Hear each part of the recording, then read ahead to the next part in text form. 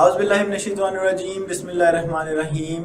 I am your chemistry teacher Shahzeb Kiyani और आज हम लोग डिस्कस करेंगे नेचुरल गैस के बारे में। नेचुरल गैस की अगर हम बात करें तो natural gas is a mixture of low molecular mass hydrocarbon. Low molecular mass वाले हाइड्रोकार्बन्स का एक मिक्सचर होता है। क्या मतलब है लो मॉलिक्यूलर मैस हाइड्रोकार्बन का? अगर हम बात करें मीथेन की, क्योंकि नेचुरल गैस इज 85% मीथेन।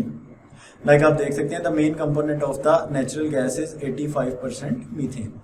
तो मीथेन CH4 इसका फॉर्मूला है। अगर हम इसका मॉलिक्यूलर मास कैलकुलेट करें तो कार्बन का मॉलिक्यूलर मास होता है जी 12 प्लस हाइड्रोजन का मॉलिक्यूलर मास होता है 1 और 4 हाइड्रोजन होने की वजह से 1 मल्टीप्लाई बाय 4। तो ये आ जाता है आपके पास जी 12 plus 4 and it is equal to 16 gram per mole. तो 16 ग्राम पर मोल आपके पास मॉलिक्यूलर मास आ जाता है। तो आप देख सकते हैं कि ये एक मिक्सचर है लो मॉलिक्यूलर मास हाइड्रोकार्बन्स का। लो मॉलिक्यूलर मास वाले हाइड्रोकार्बन्स मौजूद होते हैं नेचुरल गैस में। इसके अलावा बहुत सारी दूसरी गैसेस लाइक हमारे पास इथेन मौजूद होती है जिसका मॉलिक्यूलर मास है 30 ग्राम पर मोल। प्रोपेन मौजूद है जिसका मॉलिक्यूलर मास है 44 ग्राम पर मोल। और इसी तरह से हमारे पास ब्यूटेन मौजूद होती है जिसका मॉलिक्यूलर मास होता है 58 gram per mole. Its origin is similar to coal. ये भी कोल की तरह ज़मीन में मौजूद, पेट्रोलियम की तरह ज़मीन में मौजूद होती है और इसको ज़मीन के नीचे ड्रिलिंग करके ऑब्टेन किया जाता है। नेचुरल गैस भी कोल और पेट्रोलियम के रिजर्व्स के पास हासिल होती है। Therefore it is found in their deposits. अगर हम बात करें किसी भी फ्लेम की तो नेचुरल गैस जो हमारे पास जलती है उसके फ्लेम के हमारे पास डिफरेंट कंपोनेंट्स होते हैं। लाइक हमारे पास सबसे पहले सबसे डोमिनेंट पार्ट मीथेन है, फिर इथेन है, प्रोपेन है और ब्यूटेन है। ये सारे के सारे एनर्जी कंपोनेंट्स हैं नेचुरल गैस।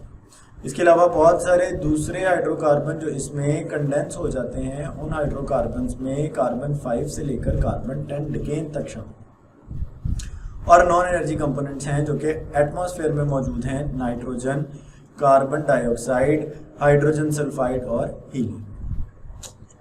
अगर हम बात करें यूजेस की तो नेचुरल गैस को एज अ फ्यूल इस्तेमाल किया जाता है इन होम्स, डोमेस्टिक पर्पस, घरों में सुई गैस जो हम इस्तेमाल करते हैं, नेचुरल गैस खाना पकाने के लिए जो गैस इस्तेमाल करते हैं जो कि मोस्टली आती नहीं है, इन द इंडस्ट्रीज।